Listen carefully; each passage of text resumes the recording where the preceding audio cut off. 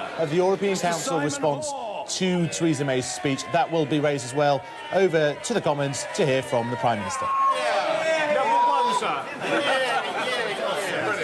Thank you, Mr. Speaker. And I would like to begin by updating the House on the Government's response to the incident that occurred in Salisbury on Sunday, and to pay tribute to the work of all the emergency services who responded at the scene, and those who are now caring for the two critically ill individuals in hospital. As my right honourable friend, the Foreign Secretary, told the House yesterday, the police investigation is ongoing. Yesterday afternoon, I chaired a meeting of the National Security Council where we were updated on that investigation, which is now being led by counter-terrorism police. And this morning, my right honourable friend, the Home Secretary, chaired a meeting of the Government's Emergency Committee, COBRA, and she has asked the police to provide an update later today. Mr. Speaker, this morning I had meetings with ministerial colleagues and others. In addition to my duties in this House, I shall have further such meetings later today. Thank you, Mr. Speaker. And representing a South West constituency, can I align my remarks with those of my right honourable friend? The incident in Salisbury has clearly caused great concern across the South West and across the country. North Dorset's councils and I share the Prime Minister's commitment to delivering new housing, such as the 1,800 new homes proposed for Gillingham in my constituency. We understand how housing transforms lives and supports local economic growth. Can I welcome this week's announcements from the Prime Minister? Let's get Britain building and deliver those quality homes of all tenures that our constituents now need.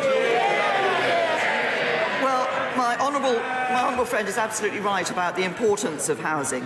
And earlier this week, I confirmed that the Government is rewriting the rules on planning to help restore that dream of home ownership. Because we want to see planning permissions going to people who are actually going to build houses, not just sit on land and watch its value rise. But our new rules will also make sure that the right infrastructure is in place to support housing developments, and planning changes will also allow more affordable homes to be prioritised for key workers. So the Government has made it a priority to build the homes people need, so everyone can afford a safe and decent place to live. Jeremy Corbyn. Thank you, Mr. Speaker. I thank the Prime Minister for the short statement she made concerning the incident in Salisbury, and I think we all thank the Emergency and Security Services for their response, and we await updates on the progress of investigations into the cause of that incident. Mr. Speaker, tomorrow is International Women's Day, a chance to both celebrate how far we've come on equality for women, but also to reflect on how far we have to go, not just in this country, but around the world. Later today, Mr. Speaker, the Prime Minister is due to meet Crown Prince Mohammed bin Salman, the ruler of Saudi Arabia. Despite much talk of reform, there has been a sharp increase in the arrest and detention of dissidents, torture of prisoners is common, human rights defenders routinely sentenced to lengthy prison terms, unfair trials and executions are widespread, as Amnesty International confirms. As she makes her arms sales pitch, will she also call on the Crown Prince to halt the shocking abuse of human rights in Saudi Arabia? Well, first of all, can I thank the right honourable gentleman for telling me that it is International Women's Day tomorrow. I think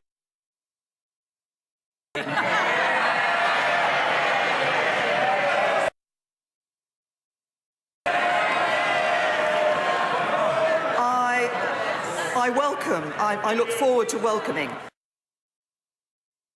from Saudi Arabia to this, well, Labour shouting shame. Can I just say that we have with Saudi Arabia is historic, it is an important one, and it has saved the lives of potentially hundreds of people in this country. And can I say that link is not just the view that I hold. The Shadow Foreign Secretary this morning said Arabia is an important one. She also went on to say that doesn't mean we should be pulling up our punches, and I agree. Concerns about human rights with the Crown Prince when I meet him. And can I just say, as the right honourable gentleman, I welcome the fact that the Crown Prince will be sitting down with as the guest of a female Prime Minister. Mr. Speaker, it's a year on. The government is, of course, still suppressing a report which allegedly found evidence of Saudi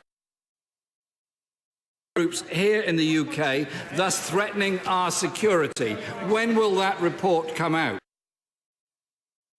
Humanitarian disaster is now taking place in Yemen. Millions face starvation. 600,000 children have cholera because of the Saudi-led bombing campaign and the 100,000 children with cholera is something that I think everyone in this House should take seriously. Suspended arms sales to Saudi Arabia, but British arms sales have sharply increased. Advisors are directing the war.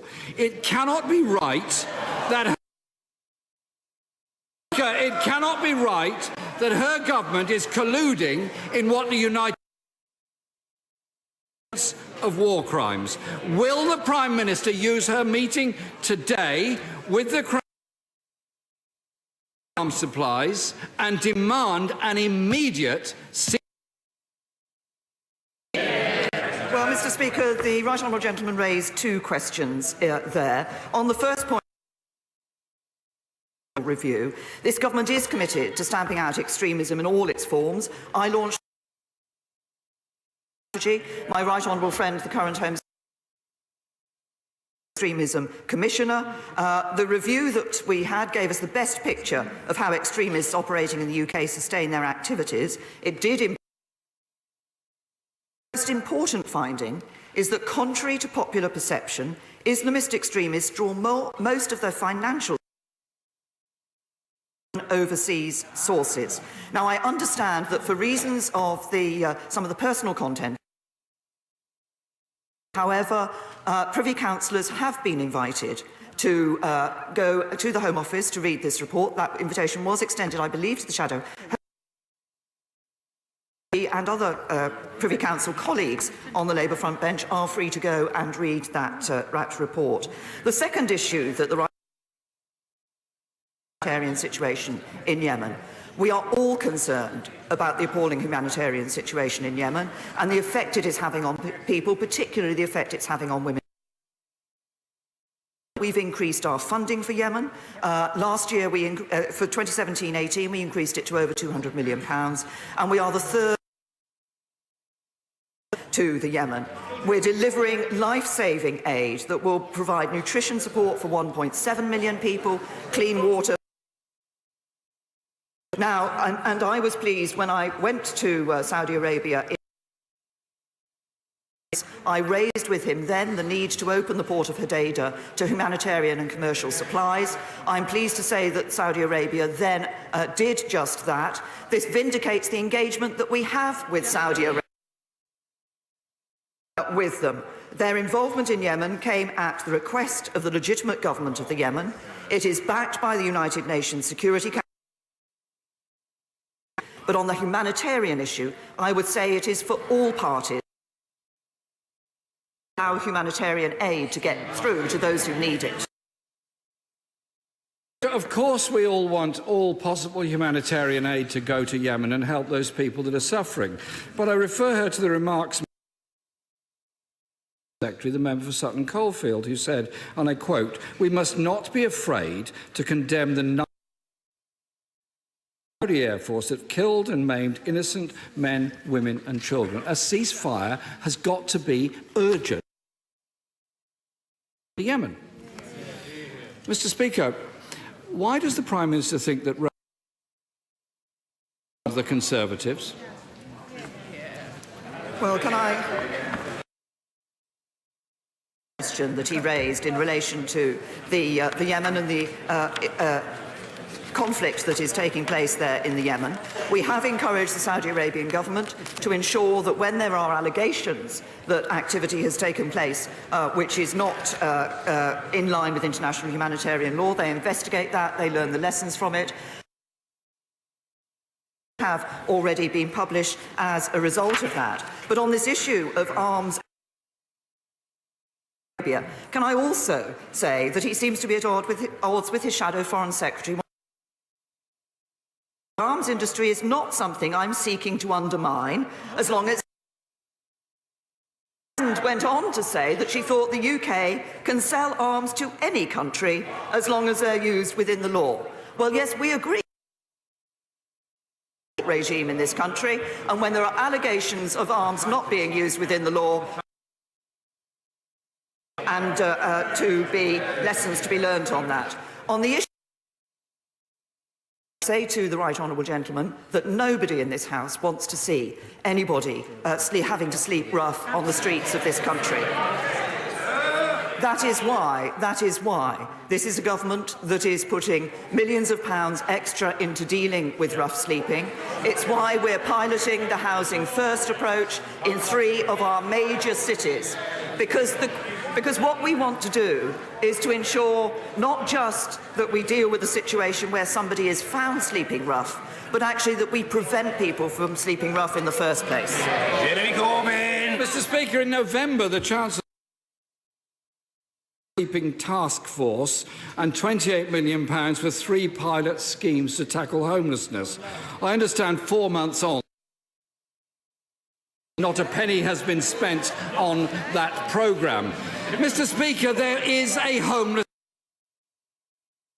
Rough sleeping has doubled since 2010. Doesn't the Prime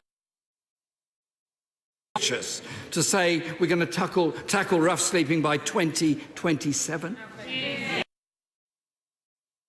Well, can I say we're going to eliminate it? That's our aim by 2027. But let me just perhaps, if I was to update the right honourable gentleman, because the task force that he referred to has in fact met.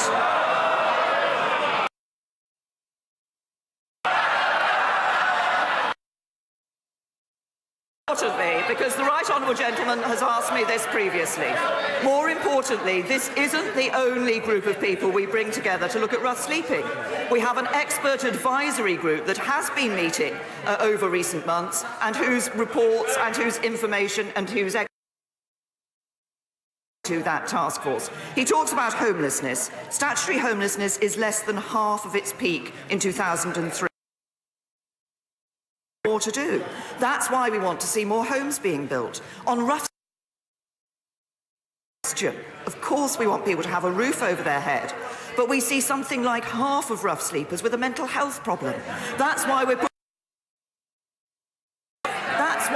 it's not just a question of improving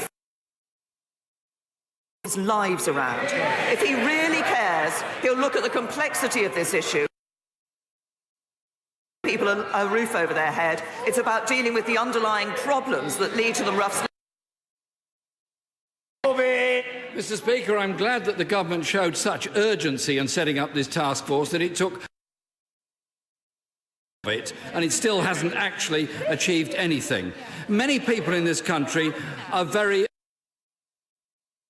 about the levels of rough sleeping in this country, and many volunteer. And I got a letter this week from Barry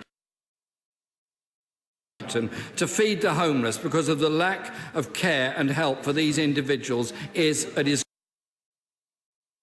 unoccupied buildings in his town and many others.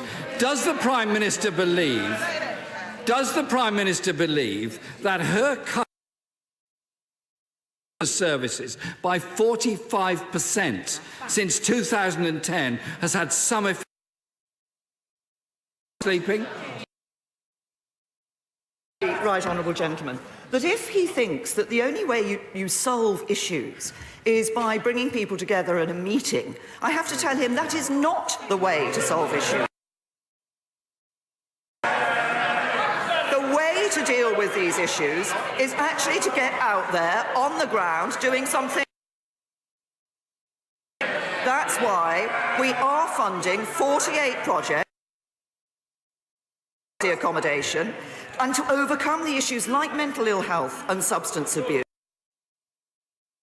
Councils around the country that have been taking that severe during the providing accommodation for people who are sleeping on the streets, but also dealing with the underlying issues that lead to somebody sleeping on the streets. It's why we are ensuring that we're implementing housing first in a number of sleepers into accommodation as a first step to rebuilding their lives. It's about people. It's about ensuring we are taking the action necessary that people face, and which leads to them being rough sleeping. It's also about ensuring for people to have, and that's why what we're doing to revise the planning laws when they have planning permission should be welcomed by the right honourable gentleman when he stands up. I don't think any of that would become as much comfort to the rough sleepers that I meet, that are begging every day just to find enough money to get into a night shelter. Mr. Speaker, Association, Lord Porter warned where council tax can plug the gap. That's the result of the government's slashing of council budgets. Speaker, after this deathly cold winter, we have more than twice as many people one step away from that fate as 60,000 homeless households in temporary accommodation. We are the 5th richest country in the world. On our streets is a mark of national shame. With fewer social homes being built, less support barely met, just how does the Prime Minister really propose? We propose to deal with the issue of homelessness and to deal with those issues of those be able to have a home of their own by building more homes in this country. We propose to deal with it, as I said earlier in this week, by ensuring that in this country. But I have to say, there are more council houses have been built than were built under 13 years of Labour. We've seen more social housing being built in the last 7 years. So if he wants to look at the issue of a record in relation to housing, he should look at the record of the last Labour government. And of course, it was the record of the last Labour government that was described as bringing, the record was described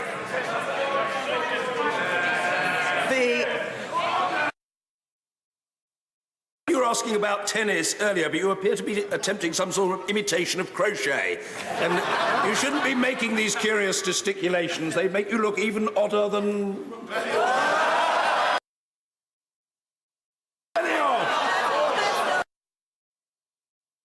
thought your behaviour was a tad odd, and I'm concerned about your well-being. I think the members from Wirral and Hull will look after you. The Prime Minister...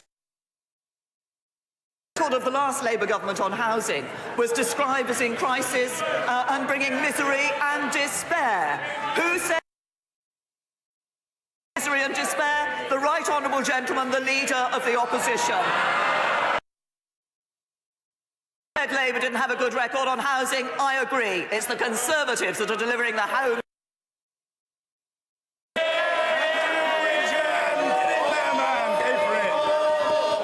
Thank you, Mr. Speaker.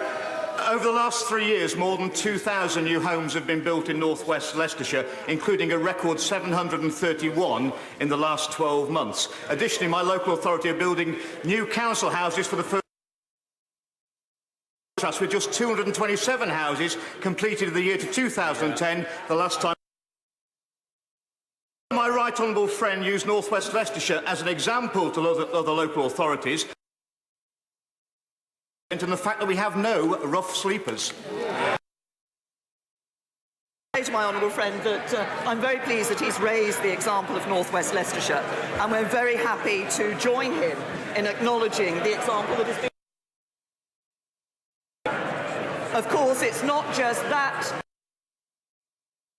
have contributed to last year's 217,000 new homes being year, bar one, for the last 30 years in terms of the numbers of new homes. But there is more to do. That's why. And it's why we are taking measures which we did in the is available, that we're helping people onto the housing ladder through Help to Buy. Once again, I actually the Conservatives in government that are delivering the homes that people need. And Blackford. Thank you, Mr. Speaker. On the 6th of February, the Royal Bank of Scotland announced that 10 branches that were earmarked for closure, subject to review at the end of the year. Will the Prime Minister join with me in calling on the Royal Bank of Scotland to do what they can to encourage people to open accounts?